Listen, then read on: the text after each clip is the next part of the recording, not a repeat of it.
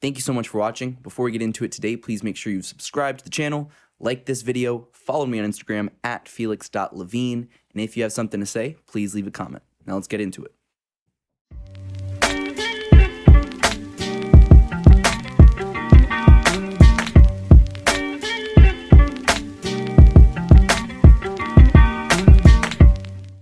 And we're live.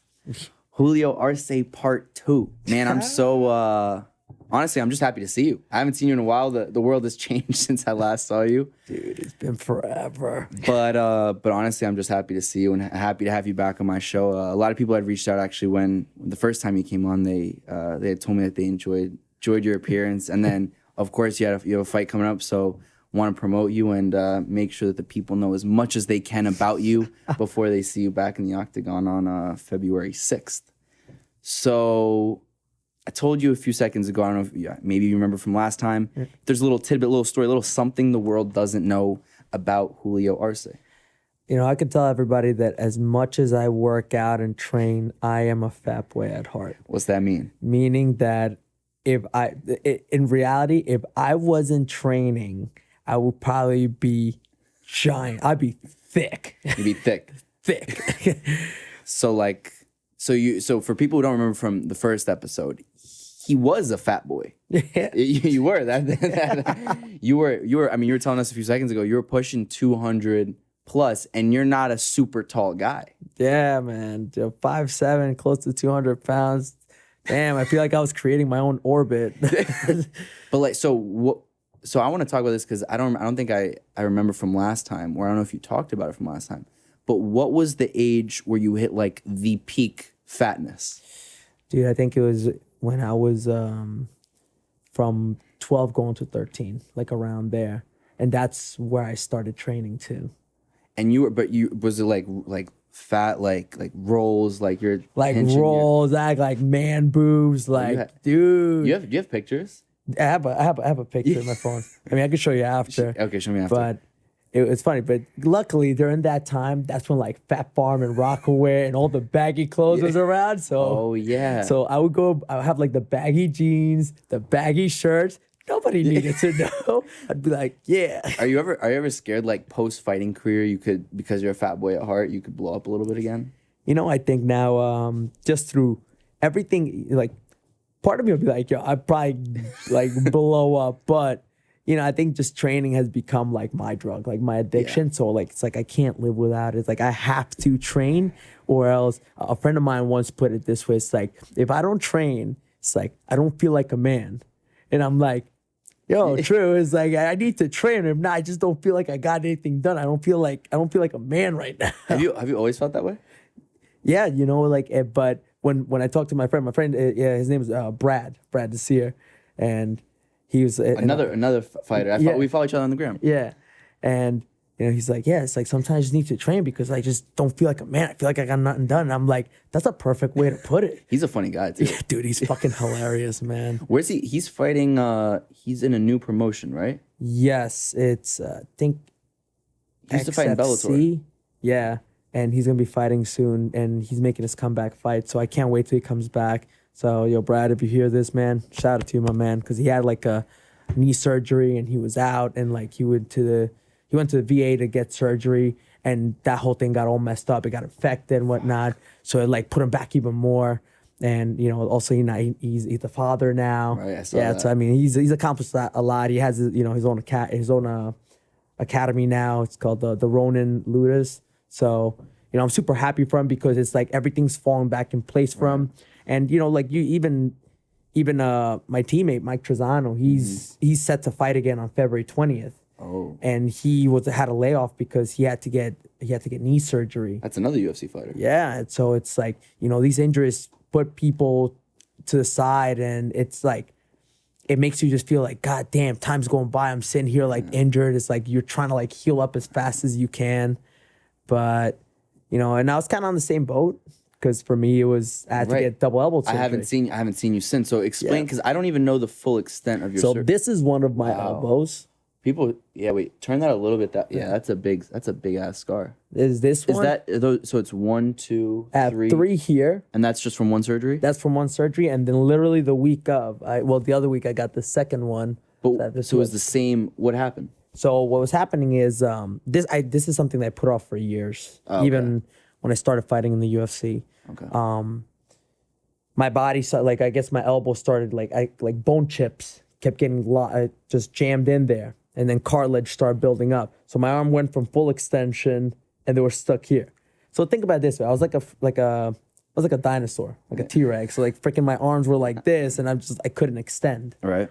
So then, me just not wanting to sit on the shelf and be like, God damn, I don't want to get this and be out and, fights are going on. But it got to the point where I'm like, this is actually going to jeopardize me more because it's like, as I'm training, as I'm fighting, it's like, I can't extend. So I'm compensating the use of my body more, which is putting me in more danger to get hit.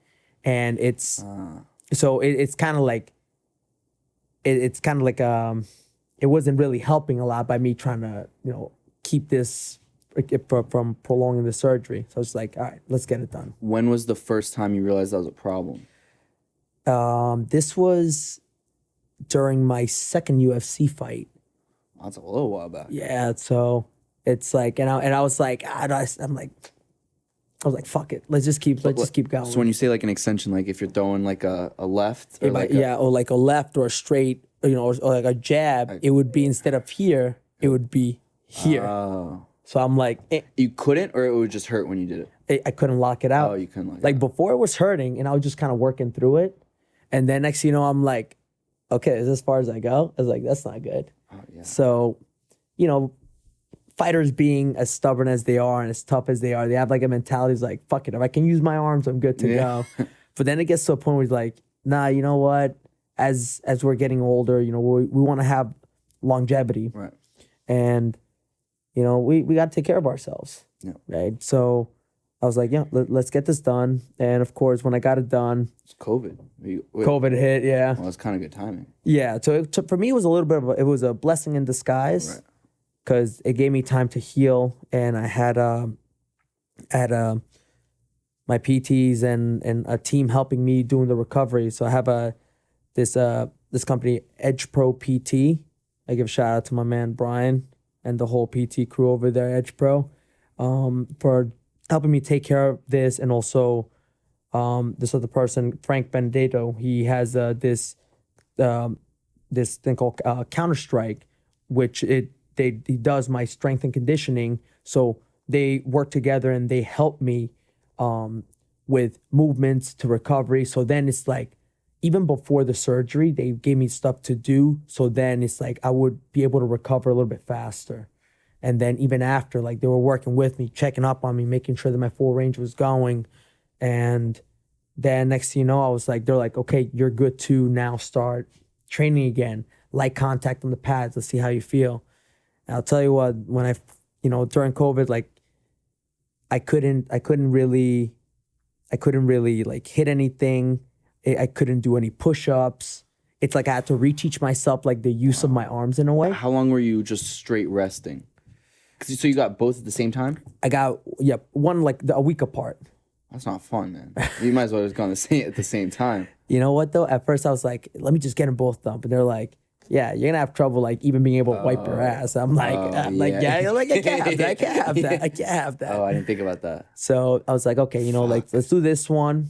And the first one went really smooth. Went left first? I went right first. And then I got the second one. The second one, there was a lot more taken out. And I had to be in the hospital for 4 days straight because it was just like that. They attached this little container, and whatever fluid was in there was draining out. It's like a drain. And it just kept filling up, and it was it just wouldn't stop. So we have to keep you here because you're still seems to be draining a lot. And just sitting in that bed, and the fact that I'm like, God damn, bro, it's this just feels so wrong. It's I'm I need to get out of here. But in a way, it was great because you sit in there and you're like, you know what, man, it you get time to just be in your own mind and be like, okay, it's like, you got this done. And like the hardest part was kind of setting it up and be like going through with it. Right. Now it's like, okay, you're done with it. It's like, that's the first step. So let's now focus on your recovery and what it's like. Like, it's not going to be fun, but you know, any fighter that's gone through this, like whether it's knee surgery, shoulder surgery, whatever it is, you know, it kind of hits them hard because like, damn, bro, I got to be on the shelf for X amount of time. And I feel like the world's just moving on without me. Right. And you just feel like everyone's coming up here and you're just like, fuck, I feel like I'm left behind. But, you know, in reality, it gave me a chance to work on other things, other aspects of my life, whether it's like, you know, mentally, whatever it was, to be like, yo, let's just boost this up while you can't do much.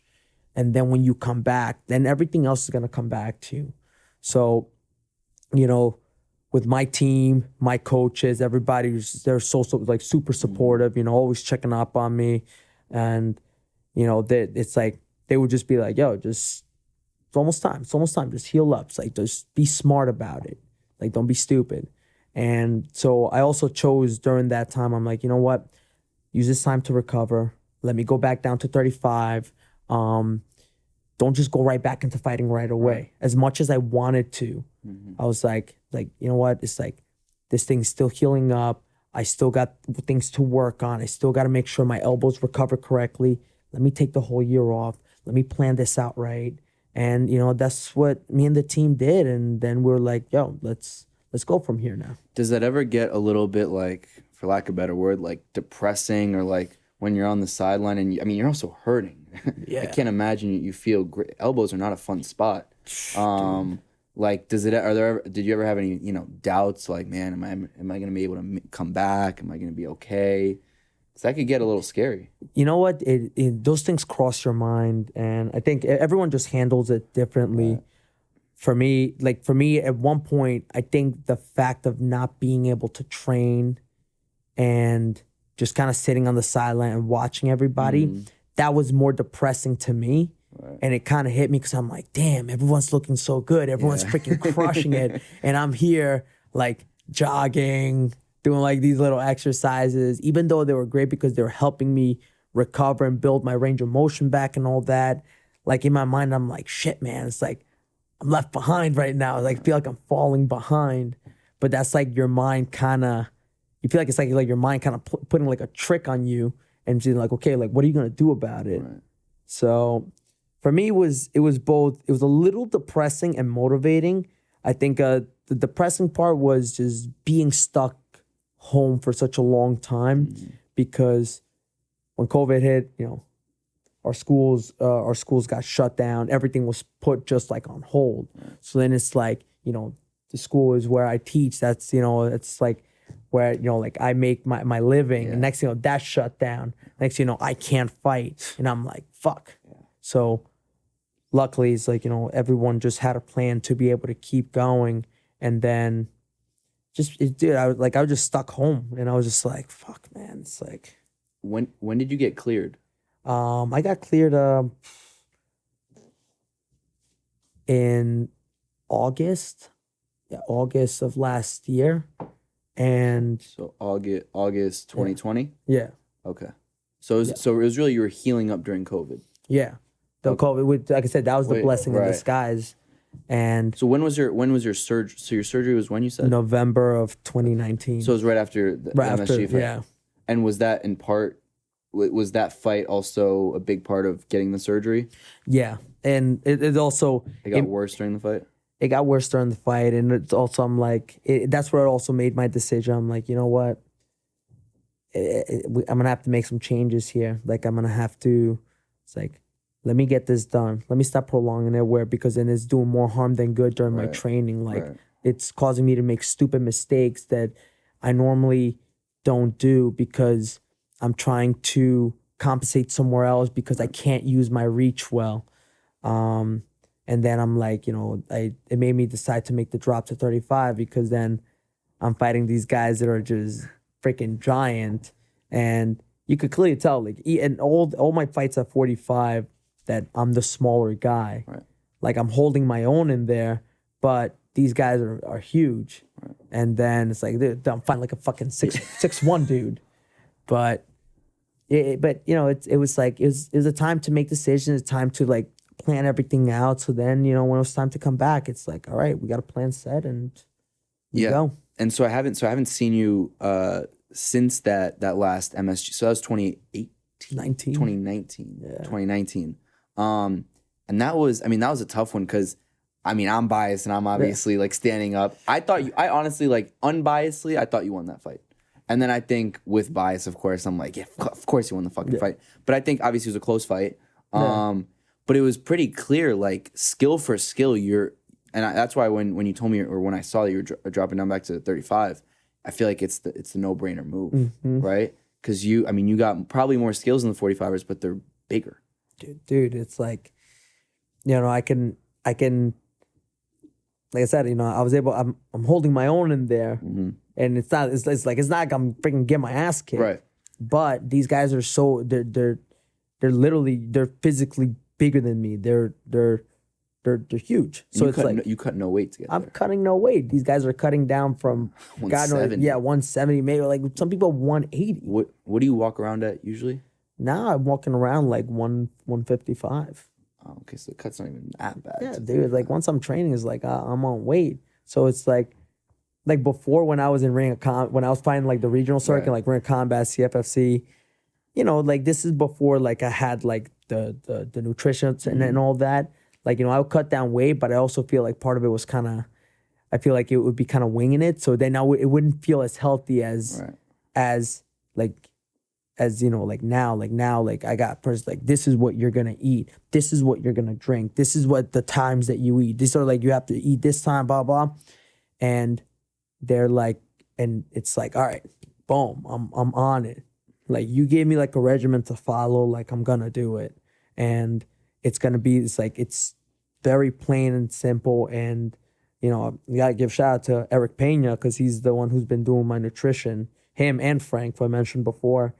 And they work together, so it's like, you know, they make sure I'm getting the right amount of you know, proteins and all that stuff in. So, you know, then it doesn't feel like I'm like, I'm starving myself, like I'm doing this healthily. And then like when I make the cut, I feel like it's gonna be easy. So for people listening, we're recording, I believe we're the 17th of January. Your fight's February 6th. This will come out, I believe, fight week. Of course, to get in time for your fight. What are you at right now? Right now, I'm at like 150. Oh, wow, so that's not that bad. No, not at all. So you're really gonna. If you do. So what is your ideal, like, on fight week, the Monday of fight week? What do you like to come in at if you're fighting at 35? Probably I want to be like fight week be like 147, 48. Yeah. And then, you know, just basically there. Yeah, like, then just cut whatever water is there. And so it's been so much easier. Really? Yeah, like I say, you know, like I have, you know, during that time, it's, you get the right team and you get the right people, and, you know, all my coaches working together, and they're like, yo, let's freaking do it. And it's like, and when it's time to come back, you're gonna be ready for this. Do you get to eat like, is it good when you get to eat? You know what? My meals are great. Like, I'm eating regularly. It's just that, like, it's now just the timing of it is different. But, dude, I'm having, you know, like steak, salmon, like, you know, like, right, nice. Yeah, like, I'm eating good meals, man. And I actually recently, I've been working with this company. It's called Ready Strong Meals. Okay. They're actually in Hoboken, and they're like a small business. So it's like, dude, we'll work with you. Yeah. You know, we'll send you meals.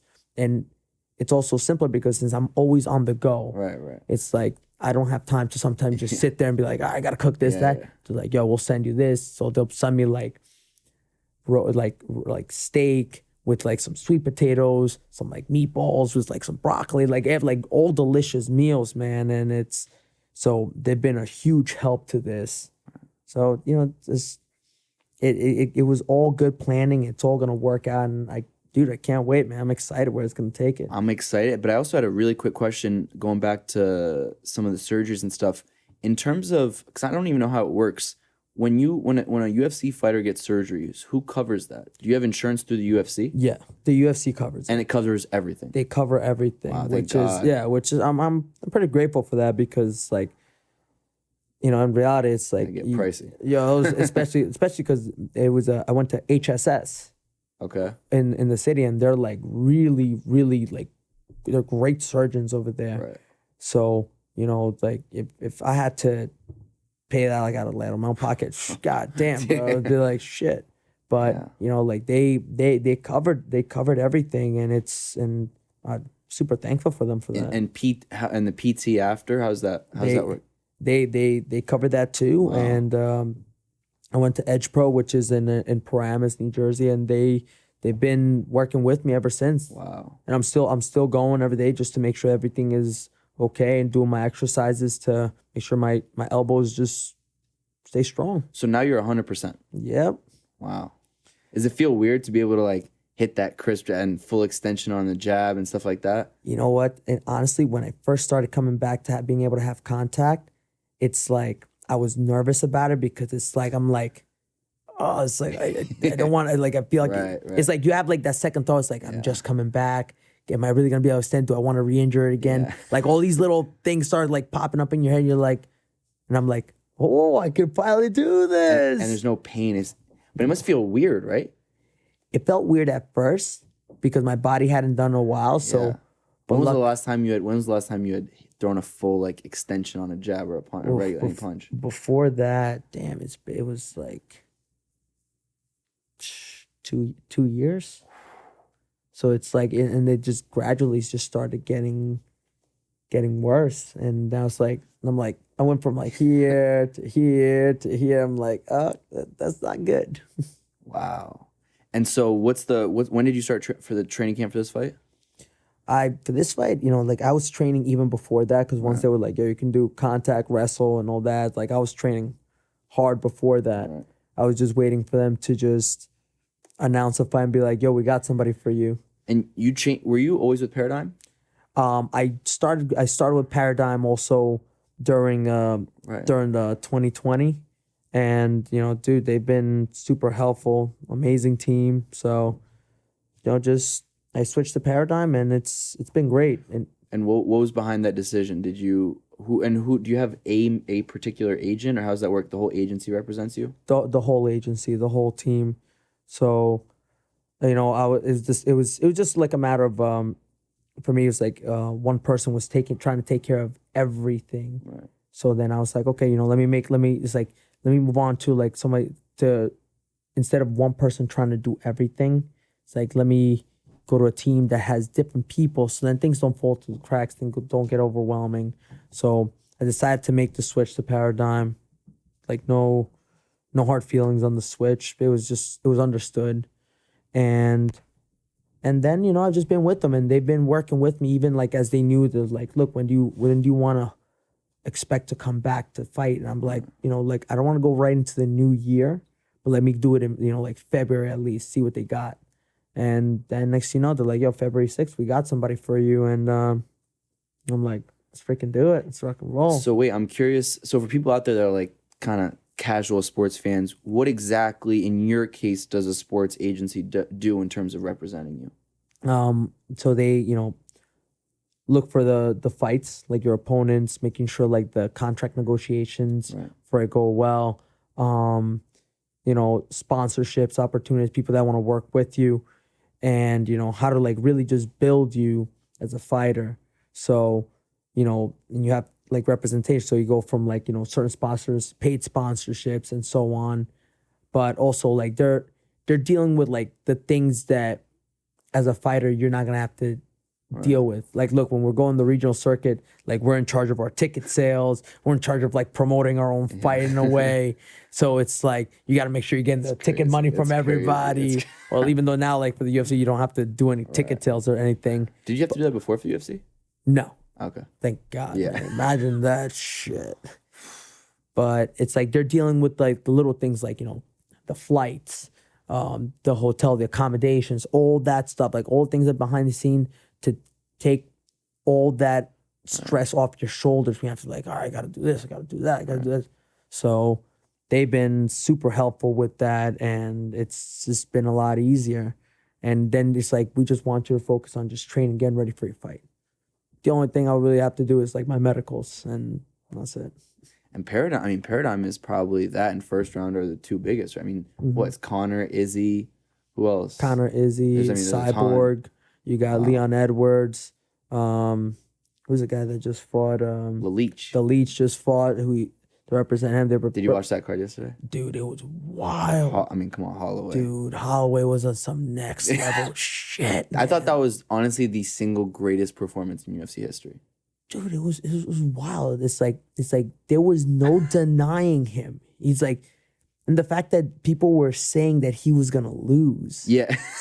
Yeah. And he was like, nah, man. The fact that he was talking to DC and he was like, whoop, whoop, whoop, whoop. I'm like, Jesus, man, that was wild.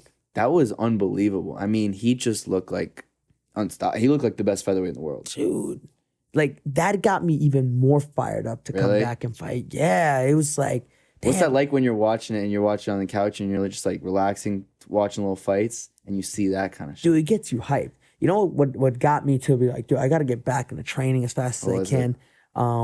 This fight, because I fought Dan Ige like a while back. You know, he was my first fight in the UFC. Right. And the fact that he was in a main event against Cater. And I was like, damn, bro, it's like, that should be fucking me up there. It's like, that should be me.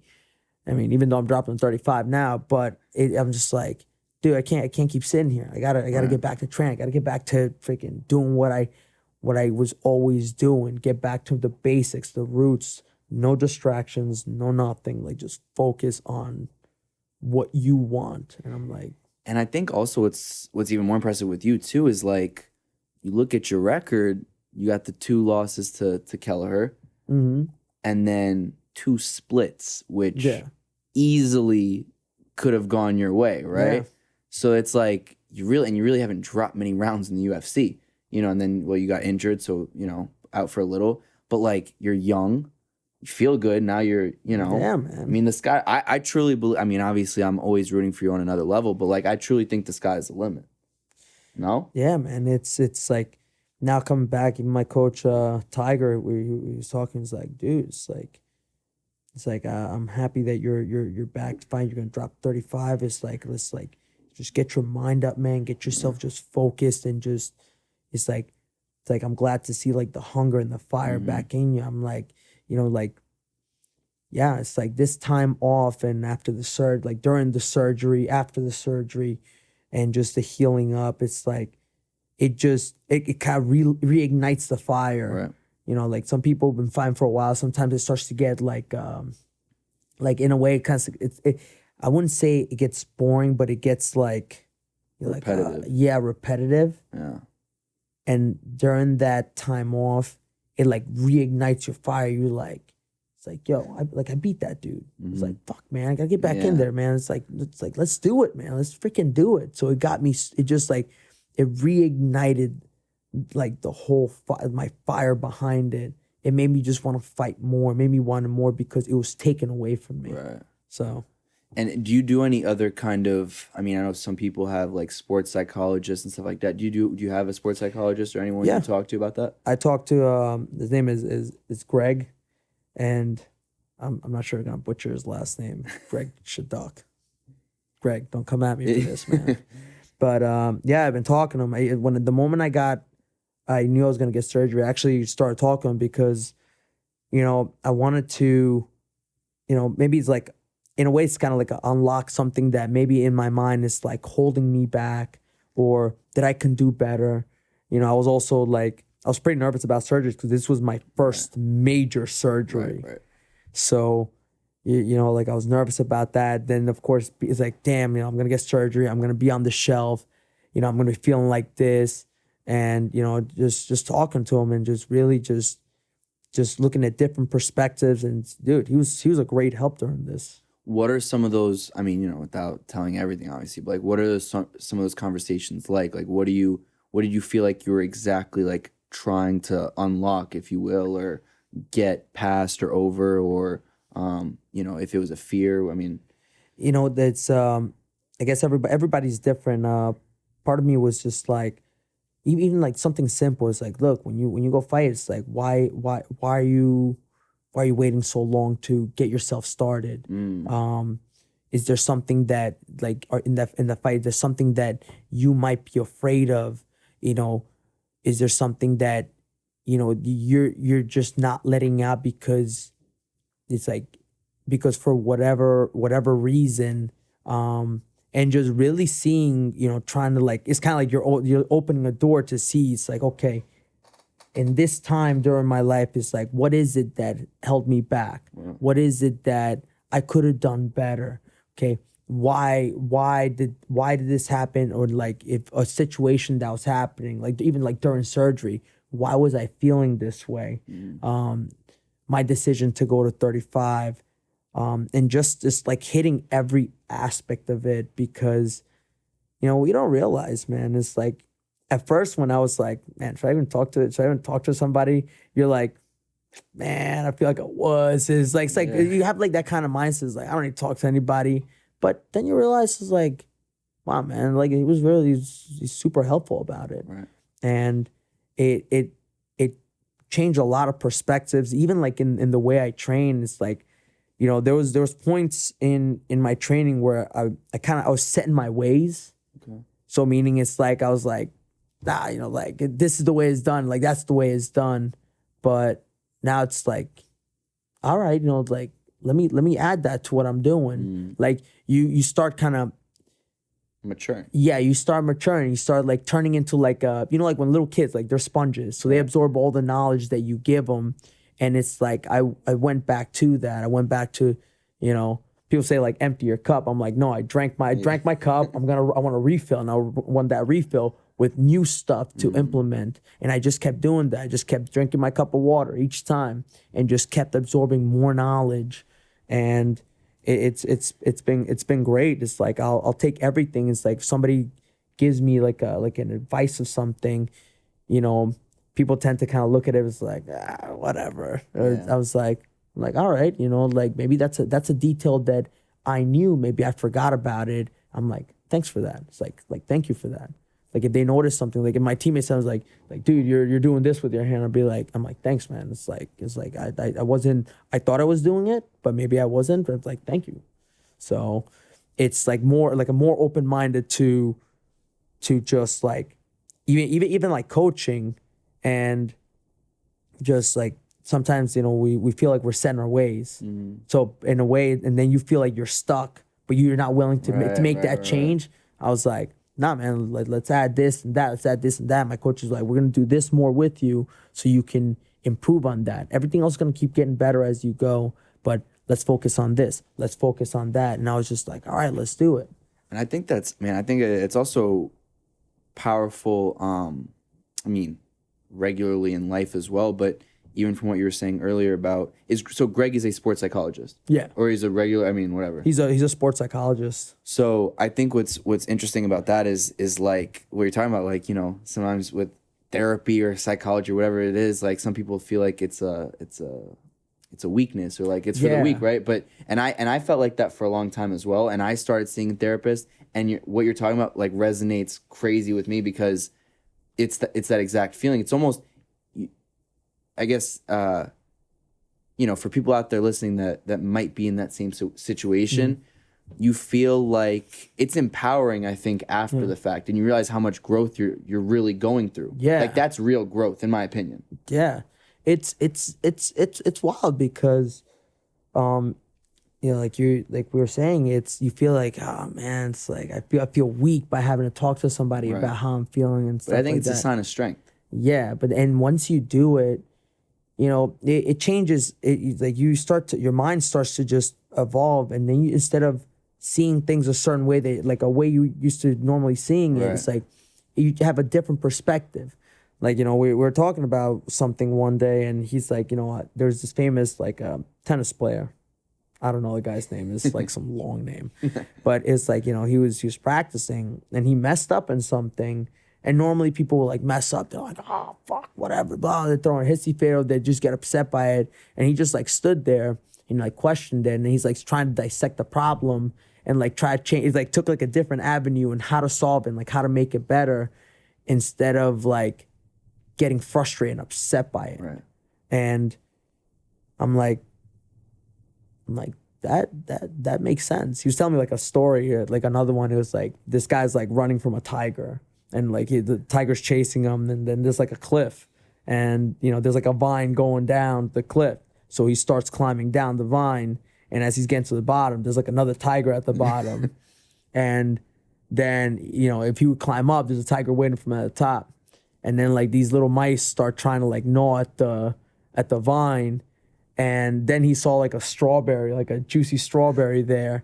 And when he had the strawberry, like, he like grabbed the strawberry and like took a bite out of it. And it was like, that is, you know, like despite all the chaos that was happening around him, is like, that's what kind of gave him like it's like the simple things like that gave him joy. It was like, I mean, I probably butchered the story in many ways, but it was like, you know, just like enjoying the moment in life, like, you know, appreciate kind of like what you have. I'm like, yeah, it freaking makes sense, man. I'm like, that's wild. And, you know, I thought that like at first when I was going to talk to him, it was going to be like, it's like, you're like pouring out your emotion and everything. And it was just like, he's giving me just like things here and there. It's like, look, think about this. Like, read this article, man. Like, tell me what you think.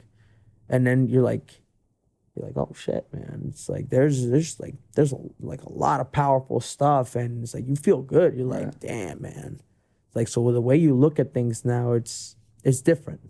And I feel like also as an athlete, right, you guys focus so much on all the physical. I mean, you got, especially you when you're recovering, you got your PT, then you got your training and all that. But like the psychological part is, you know, arguably the most important. No? Yeah, it plays a huge part.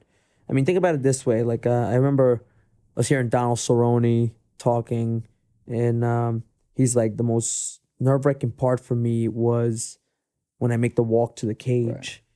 And because it's like, you're thinking about, did you do everything you had to do for this fight? Did you take any shortcuts? Where it's like, were you really putting 100%? Like, and that's like where you're making the most like, damn, did I really do everything? It's like I left no stone unturned. And you know, then once you go in there, you're like, yo, I did everything I had to. Let's freaking go. Despite result, like, let's let it go and go for it. Do you feel like this walk to the octagon is going to be a little bit different just because of the layoff and the world has changed since you're, I mean, and it's not in a packed MSG, you know, it's in a fanless, it's at the Apex, right? Yeah. You know, like, I'm guessing for me, like, for me, it's the excitement of coming back, starting a new chapter, going back to 35.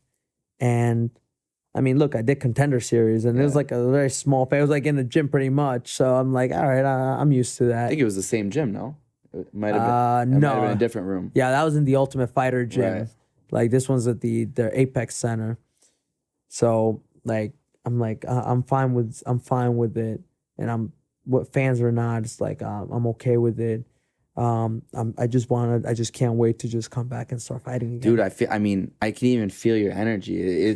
I feel like you're also like quite focused. Is you know, I mean, I haven't seen you in a while, but like I could feel you, like, you know, you're excited to get back in there, but you got your head on straight, and I think that makes you an even more dangerous fighter. Yeah, man. Dude, it's like I said that, you know, in my fire was so reignited during this whole thing, during healing my elbows, and like talking to Greg, it just changed everything for me, and it's just made me hungrier for it. So it's like when I first started fighting the UFC that I was hungry for it, like it's not close to where I am now. Wow. So it's like it makes me want it more, because that's just become my focus, my desire, my ambition to just like, I want to fight. I want to get in there, and later on in the line, it's like, let's use this time to really work on things. So when you come back, people see who you truly, really are as a fighter, right? And, you have no nonsense in the background. It's like, it's just a focused Julio Arce in there. And for you, I mean, also, when you're fighting, and like for you right now, do you feel like you're at peak performance in your career physically as well? Yeah, man. The time off was great because it just had it. I got to work on a lot of things, not just the mental aspects, like, you know, the strength and conditioning, technique wise, skill wise, and like I was saying before, you know, I used this time to really absorb every bit of knowledge. And when I came back, it was funny because the first day I came back to doing contact, I went right into sparring. Really? Yeah, and I did like 7 sparring rounds in a row. 5-minute rounds? 5-minute rounds. Jesus. And these were my teammates who were getting ready for fights. And I was just like, dude, I felt so free. I'm like, yes, man. Like, and of course, you know, like, look, it was me coming back. When I came back in there, I'm like, I know I'm gonna gas out.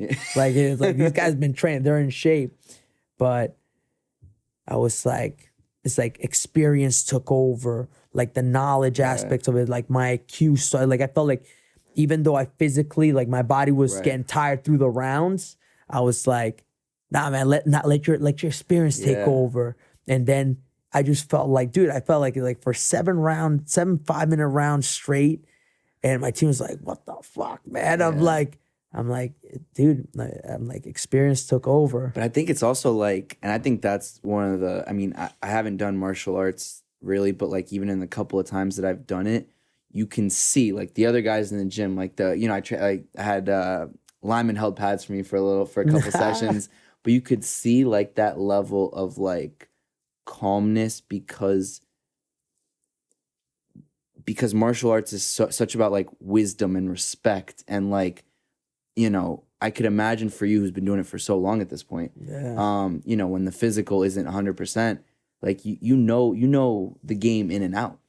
And I feel like that's also probably a good feeling as well, no? Oh, it's actually amazing because you know, look at once, so kind of going back to, you know, I did the surgery and, you know, I couldn't fight, and of course our schools got shut down where everything was just put to a halt, and we had to figure out a way to keep on teaching. So we did Twitch, which was, you know, still, I'm like, how did we do Twitch? It's insane. And everyone's like commenting. I'm like, you guys ready? Yeah. And I was literally like going nonstop. And it was like all the schools like partook in it just so people could keep training. So you guys when did you guys close the school? Like right when everything kind of shut down? When COVID, the moment they were like March 15th. Yeah. Type. The moment they said it's like, yo, we're going to shut down everything. We were like, we couldn't hold classes. Was that panicking for you? It was, because that's scary. That's a big part of your income, and it's you know, it's my livelihood, and it's what I wanna. It's the school that I wanna have, you know, when I'm done fighting. It's like, so imagine if that was to just disappear because of this happening. So, you know, the great thing about it is like my coaches, my mentors, that they were all like, yo, we plan out, let's do it through Twitch. Okay, let's do Zoom now. And then like I was like, all right, we're allowed to start having people in the gym again, very limited capacity. So then it was like, all right, so now we're gonna have Zoom and training at the same time. So it's like we would have like the TV like it's right here, and like the mat all set up. So people who, you know, still not comfortable, they train through Zoom. And the people who are comfortable coming in, you know, they're all stay socially distanced. They have their mask on training, and they just go, because you don't realize that when people don't train, you know, like for me, like I felt depressed when I couldn't train. And to a lot of people, maybe it's their only outlet, the only way that they feel good, and you take that away from them. But yet they had like liquor stores open, and it's like, okay, it's like I don't want you. It's like I want you to be able to do what you enjoy doing, what kept you in shape. So, you know, look, we adapted, and then we've been going ever since, and nobody has given us any issue. We make sure we do all the proper protocol, but that was a chance to, you know, focus also on making sure that, you know, the school didn't end up shutting down because they shut us down, and now we keep it going, because, you know, as martial artists, we can't give up when things get tough. So no, I mean, it's pretty amazing. And also, I mean, for you going to a camp also, which I'm curious about, during COVID, because martial arts is literally so contact, it's literally all contact. Has that affected your training in any way? You know, and in a way, it's nerve-wracking because, like, seriously, with this virus, like, it's like that we can be fine and somehow still have it. Yeah. And whatever, it is what it is. But all my teammates and the coaches, like, we all were, you know, like, if we want to be able to train and keep doing what we're doing, be able to fight, especially since the UFC kept going with it, which is amazing what they did, then it's like we all have to make sure we're all watching each other. So it's like, in a way, like the entire team, they were like, yo, we got to all make sure that we are with the same people. Everyone's clear. You know, we're getting tested on a regular basis. Really? You guys have testing at the gym? Yeah, we had somebody, you know, doing the swab test, the blood test, everything. So then at least if somebody was like, yo, you have it, it's like, all right, we know we can trace it back and we'll get our test. Like, so we were super diligent about that. And, you know, everyone's been able to train. Wow.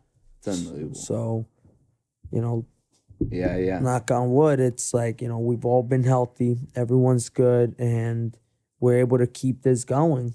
But, you know, like martial artists, that's the whole point. You know, you don't quit. You find a way. You find a way to win at this. And just like our schools found a way to win at this and keep going, as fighters, we found a way to win at this and keep going.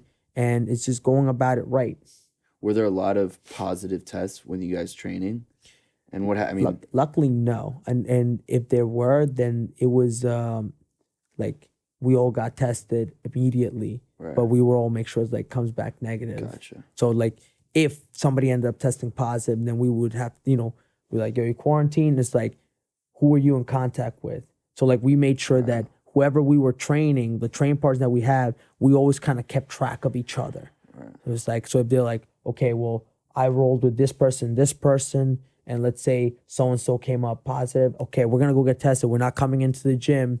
Like, you know, we'll do our quarantine, whatever we have to do until we test negative, and then we're good to go. So we were, like I said, we all held each other accountable, and we kept track of everything. You know, like I said, the temperature, we had somebody doing the swab test on us. Man, it's like, it's just nonstop, but it's what had to be done.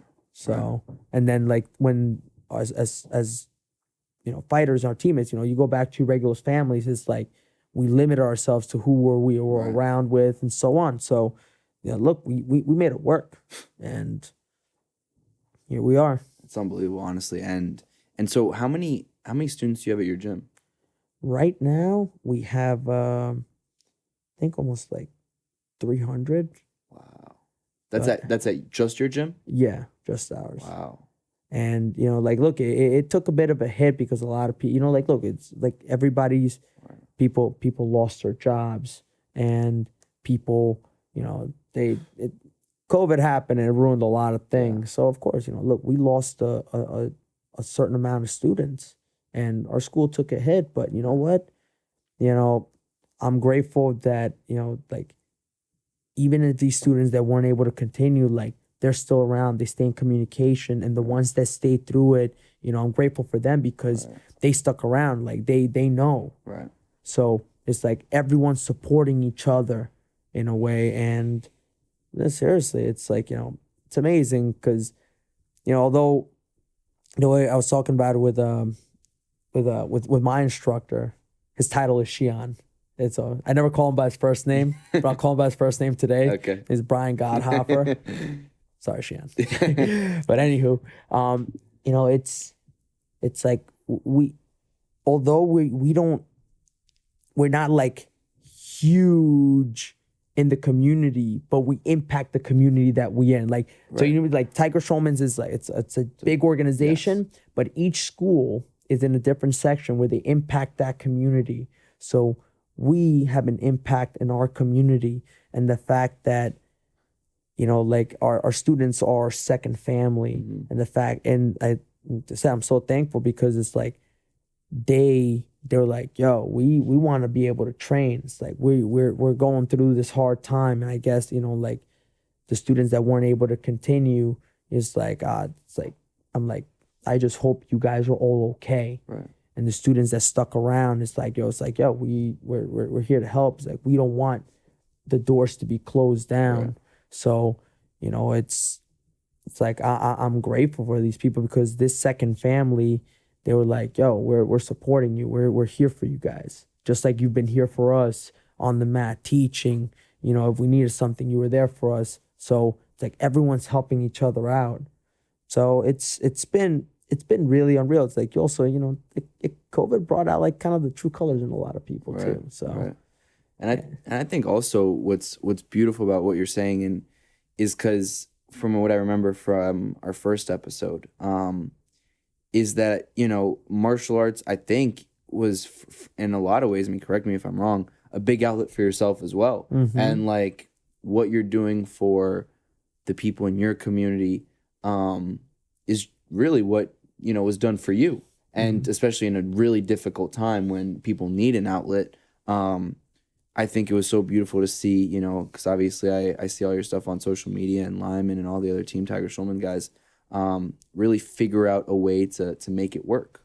And, you guys, it's really a testament to martial arts. You take one on the chin and you keep going. Yeah. And then, I mean, look at it this way. I mean, think how many gyms got shut down, and even just it's a small business. Like there's like, even as Tiger Schulman's, we're an organization, and we have multiple schools, but we're still a small business because we have one school in a community. Right. So, the fact that all these students that we have stayed there, and they were like, yo, we're with you even through the hardships. I'm so grateful for them. And it hurts my heart to see, the people that, have also like their own gyms, like other martial arts, and they had to shut down because this was their livelihood. Yeah. So it's heartbreaking. See, even for fighters, like right now, think about this, like only like the UFC, Bellator, major promotions. Barely Bellator. Yeah. They were able to find a way and kind of keep going. Right. But what about the regional circuit? Yeah. What about amateur fighters who have invested tremendous amount of time? So it sucks to see, because it's like, then you see people like, you know what? I have to go pro. I have no other option. Right. And they'll like, y'all fly out to so-and-so location to fight.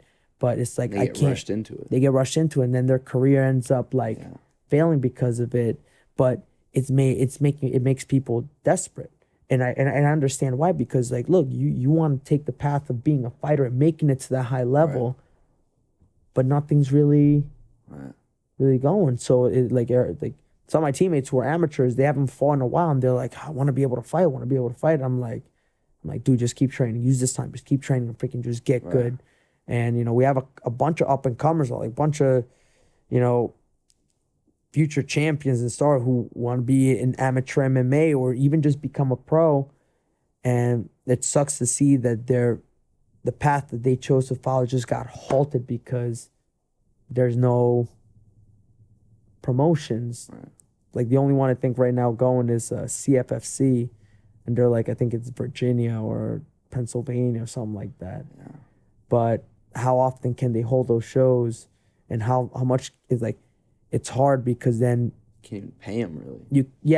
It's like you can't really sell tickets. You can't have any audience. But I respect the fact that they're doing it to be able to have these fighters keep building their record and eventually get their call. So it's like I just freaking like I just want people to do better. Like I was like I don't care whether you're from like a different school, whatever. It's like, I would just want you to freaking do good, because this thing hit everybody hard. Right. So, and like you just like, it's just like a time to just, come together as a family. Like we're all under martial arts, and we're all martial artists at the end of the day. And we all just want to be able to fight through this and just get things back to the way we wanted to, and then just keep on going. So I'm glad that so many people have come together as a community, as martial artists, and found a way, and we found a way to keep our schools going, keep people training. So it's been a very interesting time. For as a UFC fighter, what's it been like? I mean, do you remember from the inside what it was like when they returned? And because a lot of you guys rely on fighting as a source of income, what was that? I mean, was there a conversation going on between like, the UFC or people at ESPN saying, yeah, we got you, like, we'll be okay, we'll figure it out for you guys financially, because you guys don't fight, you guys don't get paid. Yeah, you know what, the fact that Dana White did what he did and the UFC did what they did, and they're like, yo, we're gonna keep this going. And of course, do you go through a period of trial and error, because they're like, okay, when Florida was like, yo, we're gonna have the event, they're like, yo, we're there, we're gonna keep this going. Because then imagine all these fighters who rely on this and they can't pay their bills, they can't do anything. It's heartbreaking, because like, what happens now? Now let's say they can't even, when they want to be able to fight, some fighters pay for their camp, or they're traveling from one place to the other. It's like they can't do that. So they gave people a chance, and people took advantage and were like, all right, yo, we're here to fight. And they kept it going. Of course, they're like, yo, you have to go through like, God knows, like 20 or 30 COVID tests throughout the week to make sure you're clean. But, if that's what has to be done so you can fight and so you can, make your living, then, by all means, go for it. And they were able to now just smoothen it out, where it's like, all right, they have their system down, they made it work, and here they are. They became the only sport to do this, while everything else was just on lockdown. And I mean, it also, begs the conversation that was brought up a lot really during COVID too, about fighter pay, and the fact that the UFC is, I would even say it's not even really arguable, the fastest growing sport in the world, in my opinion. And you're not one to obviously badmouth anyone, but I'm just curious if it amongst fighters becomes slightly a little bit a source of frustration to think like, we're one of the biggest sports in the world. We're on ESPN. We're selling pay-per-views. And like, we're out here, stressed out about survival when other sports are shut down, and these guys, they're making millions at a time. Yeah. Does it, I wonder what is told to fighters about the reason why, pay isn't, I think we can all universally agree, it's maybe not where it should be. And I know you're not one to badmouth UFC, and I know they've been great to you, but like, it's interesting, because I also like, think about this. Although it's the fastest growing sport in the world, I feel like the casuals, like in a way, if this pandemic didn't hit, it's like they wouldn't have blown up now the way it has. So it was a great opportunity for the UFC to blow up the way that they did, because there was no football, there was no, nothing, no basketball. But then it's like, okay, in reality, this sport is still like a baby compared to like NFL and all that. So it sucks, because many people still view it as, it's too barbaric, and then they don't understand. Right. But then you're seeing, it's like, okay, you got an NFL player, he's getting paid millions of dollars. They haven't played a season, they're still making money no matter what. But and whereas fighters like, like there's definitely gonna be a way, but it's also, as fighters, we're kind of independent contractors. That's what they said, because it's like, it just feels like this. It feels like, do you remember when Brandon Royval fought? You remember his interview? This one struck a chord where Brandon Royval, for people who don't even watch UFC, I think he made his UFC debut over the summer. And I think he was crying in his post-fight interview, because I think he worked, I forget what the job was, I don't want to butcher it, but he worked a separate job on the side as well. And he was crying about like how he just kind of wished he was hoping to get a bonus because he could quit his job and focus full-time on UFC.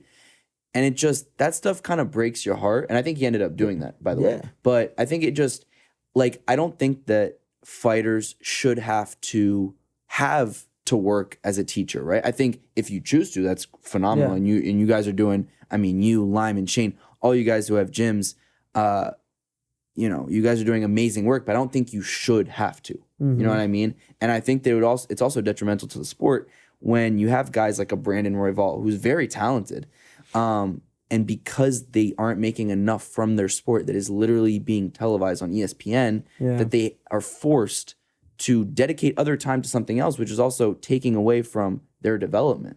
You know what I mean? So, you know, it's just, are you optimistic about the route it's going in? I think so. I think it's gonna get better, and you know, as the sport grows, it's tough because like I don't know what goes on behind the scenes. Right. So you know, I could be assuming one thing when they might be working towards something else, but like you know, we're gonna have to see what happens. But I'm sure like pay's gonna go up now that you have so many more eyes, and then eventually when it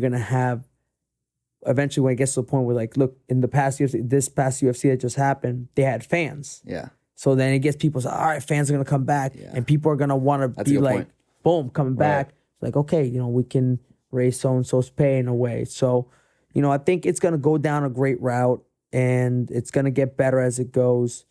You know, as of now, it's kind of like you have to kind of work with what you've got, Right? Because look, you know, I'll give you an example.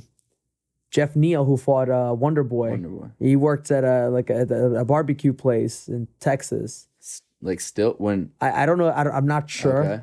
but he was working at I don't know, I don't know if it was Dallas Barbecue or some other barbecue spot, and you know, like weighing tables, and he's fighting the UFC. It's crazy. And it's crazy, and then all of a sudden, like now he's probably, you know, at a point where he's like, yo, you know, I don't have to work here. It's like I fought a main event, and he did amazing. You know, even though Wonder Boy won, it's like, dude, it's like you're doing it. Yeah. So it's like people are working that separate job because also, you know, like as fighters, if you get hurt, it's like you need to find another source of income. See that it should. I think it shouldn't be like that. Like you shouldn't be like, fuck, I have double elbow surgery and COVID on top of that, and like in the gym, so it was like a triple whammy. But like I think that you should be able to have a double elbow surgery, or anyone who gets injured, tears their ACL, and like, I mean, MMA can be brutal, and not have to worry about it. Focus on your recovery, and I think that ultimately it will get to that point. And I think that, you know, as fight fans, I'm sure we're pushing for it. As fighters, we all wish it could happen fast. Yeah, we'll be like, please do it. Like, please do it tomorrow. Like when they go like, because I know like even like the whole Reebok deal apparently is coming to a close. People are like, all right, whoever takes over is like, please give us like a little more bonus or something. Isn't it like was it? I think it was like Venom. It's Venom. Yeah. So how's that Reebok deal work? What does that mean because I always hear about this Reebok deal, but I'm never sure exactly how it works. I think for the Reebok deal is if the more fights you have in the UFC, the more you get paid from Reebok. Gotcha. If you're a champion, you get paid like a good amount. But like if you're like your first fight, you get paid. You know, you get paid a little bit, but so you have to like, you know, really fight to be able to get more. But it's also, and it also what people don't understand as well. And I think it was, I forget who made the good. I think it was actually Mike Perry of all people who made a good point, which is rare. He talked about just the taxes. You know, when you fight in California, dude, it's very different than when you fight in Nevada. Oh my god! And people don't talk about that enough, and even New York too. I would imagine. Oh my god! And it was New York. They tax you like crazy. It's ridiculous.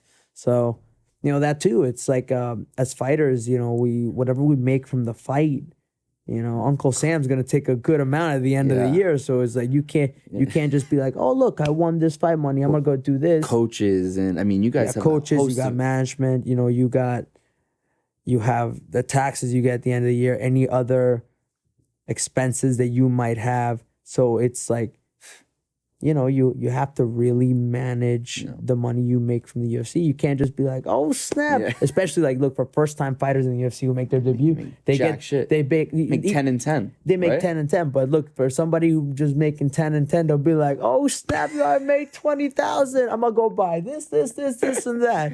And next you know, like Uncle Sam at the end of the year is like, I'm here to collect. And you're like, oh shit, I spent all the money. I know. So it's like,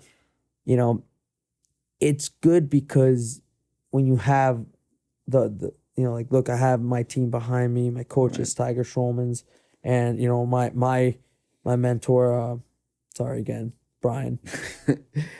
He's like, look, whatever money you make from there, put it aside. Don't spend it. Save it all. Like invest it in something that's gonna be good. It's gonna be good for you.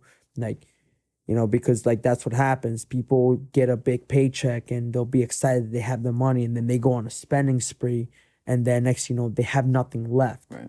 So they're like, put it aside, use it for this, use it for that. And so it's like, you have to learn that the important business aspects, because you're not just fighting and I'm gonna get a paycheck and that's it. It's like, no, you gotta, what are you gonna do with that paycheck? Right.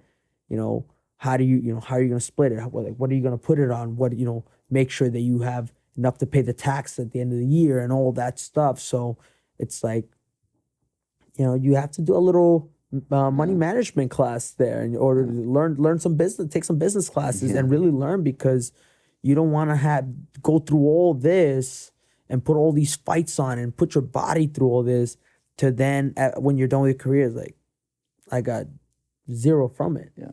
So this is even like for amateur fighters who start going to the circuit and want to really make this a career. It's like, just be smart. Like your ticket money, whatever you make from it, dude, put that aside. All right. Even if in a regional circuit and you're getting paid this much, it's like, dude, put that shit aside, because as you start going to big promotions, it's like you have to really know how to manage your money. So, I have great people behind me, guiding me and helping me through this, because I'm like, all right, it's like, you see that, you're like, whoa. It's like when you're a little kid and you get your first $20 bill and you're like, yes. Yeah. So it probably feels even different after a fight when you get it. Probably a good feeling, no? Yeah. You get that check after a fight. You just went to war. They're like, here you go, and you're like, whoa. Yeah. Like, that's gonna be in my account next day. You're like, yes. How long does it take after the fight to hit your account? Next day. That's not bad. Yeah. And they give it to you. They give it to you after the fight. Like after the fight, they'll be like, this is gonna be in your account next day. If you get like a bonus, it takes a little bit longer. And then they'll send like Reebok will send whatever they give you after they make sure that you pass like your USADA test and all that. Oh. Yeah, so you gotta make sure you're also good. Dude, how's the USADA during COVID? You know what's funny? The moment COVID hit, actually this was before my surgery. The day of my surgery, somebody showed up at my place and were like, dude, we're here testing. I'm like, dude, I told you guys I'm getting surgery. I'm like, I'm at HSS. I'm about to go in. It's like, can we go? It's like, you want me to come down? I'm like, no, man. It's like, I've already put that up that I'm getting surgery.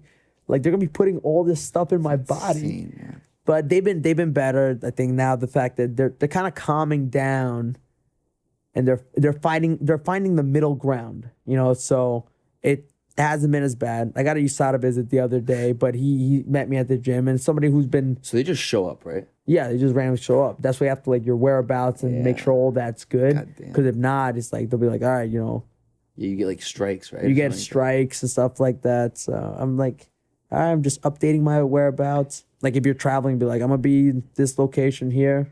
How many times a year do you think they test you? For me, they tested me a good 4 times. And probably since the moment I had surgery, I had to make sure also I had everything on paper. This is what they put in my body. Because if they come to test me and they're like, yo, we found this, that. I'm like, I got surgery that day. Like that's what they put in my body. I have it here because they before they if you pop for something right away, they're like, so and so is doing this. But now they're like, okay, we're not just going to blast it out there. We're going to send you a notice. Like, if you had this in your body, it's like, you get a chance to actually like redeem yourself. Right, Like, bro, it was a tainted supplement, or it's like I was in surgery. They put this, and this in my body for like the pain and whatnot. So it's like you have a chance to actually have your case and like be heard about it, rather than be like, so and so popped for this, and then it tarnishes your career. Even if it's crazy. Even if you're clean and it's just people just always think that you. So I want to talk about your next opponent. Yeah. Have you done? So what I remember from him, I watched him against that Jones kid. In his last fight. Weird fight, because he was kind of cruising and then got finished quick. What do you see in him? Timur Valiev, for the people out there wondering. What do you see in him and in his game? How do you analyze that matchup? Dude, I'm excited about that matchup. One, because I think it's like both of our first official fights at 35, because the last fight he had to fight at 140 was a catch weight. Right.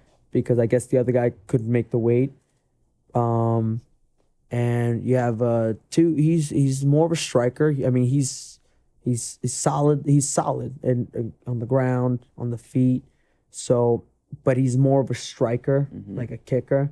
And I feel like this fight is just it's gonna be a scrap. And what's awesome about it is like it's a lot of 35ers on that card. Yeah, I saw that. Frankie Edgar and Sandhagen are fighting. This guy Marab and Cody Stamen are fighting. Oh, that's on that card too? Yeah, they got added to that card. And I think there's a couple of others. So it's gonna be very interesting. And he brings an interesting style there. And I can't wait to just come back and just get in there and just scrap, man. Yeah. Do you ever, now I always wonder this, do fighters ever look at the betting odds? I don't know how the betting works. Okay. So as someone explained it to me a little bit, but have you checked for yourself this time? No, I don't really check for myself at all. You want to know or no? No, I'm probably an underdog, which I don't mind, because I was out of layoff and I hadn't fought in a year. So do you like feeling like you're an underdog? Yeah, dude. I was like, I'll be the biggest underdog in any fight. I don't mind. Now, how do you feel like February 6th is going to go down if you have an official prediction? I have no official predictions, dude. I'm just excited to make the walk, and I'm looking to just have my hand raised in victory. Like whether we go to a submission, a decision, a knockout, a freaking, it's like, dude, I'm gonna scrap with this guy, and I cannot wait because, like, I have a fire just burning in me. The best way I can put it to you this way is like during this whole thing.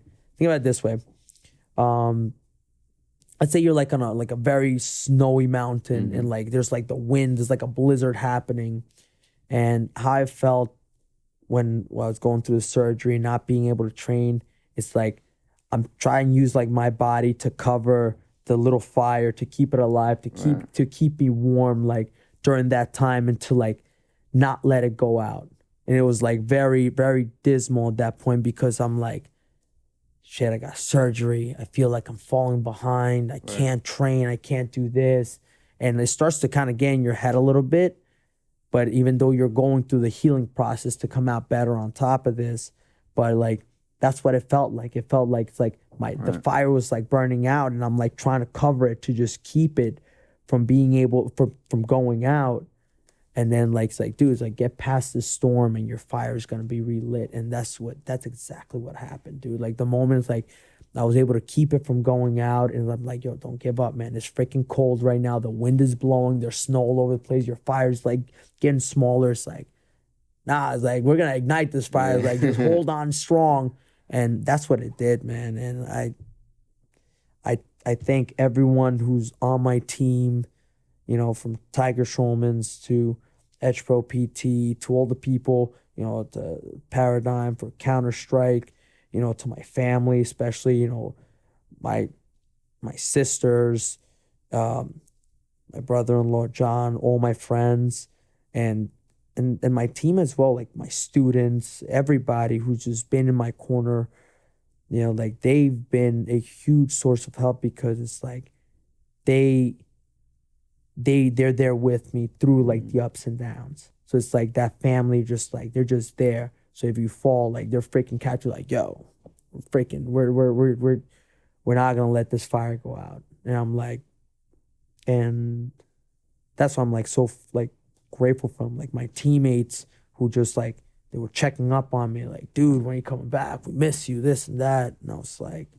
it's like this is why I can't give up. It's like you know, like these guys are, if these guys believe of what I can do, they know they're excited for, you know, this, they miss me. It's like, and I'm like, I can't let this fire go out like that. So that's what like reignited, and I'm always just thankful for them. Like, you know, these people in my life are just amazing. So thanks to all of you guys. Hey, beautiful. People can follow you on Instagram at Julio Arce 89, I believe. Yep. Instagram, Twitter is, I think it's Julio Arce TSMMA. Yeah. And man, I'm just I could see the look in your eye. It's I'm excited, man. I'm excited to see you back in there. I'm happy. First of all, I'm happy that you came back. It's always a pleasure, honor to have you on, and especially before a couple weeks before a fight, because I know you guys are fucking busy and I know you're training your ass off. So for you to take the time really means the world. But I'm so excited for you to see you in there, get your hand raised, and celebrate after. Thanks, man. I'm happy to be here, and you know, excited to see you too, man. It's been a while, and I'm just glad everything's now falling in place the way it has to be. And dude, let's get ready to rock and roll. Let's 2021. Go. 2021. Here we go. Yeah. Julio Arce, everybody. Yeah. Later, Beautiful. guys. Beautiful. Perfect. Thank you so much for watching this video. If you haven't done so already, please make sure you like the video, subscribe to the channel, follow me on Instagram at felix.levine. And if you have something to say, please leave a comment.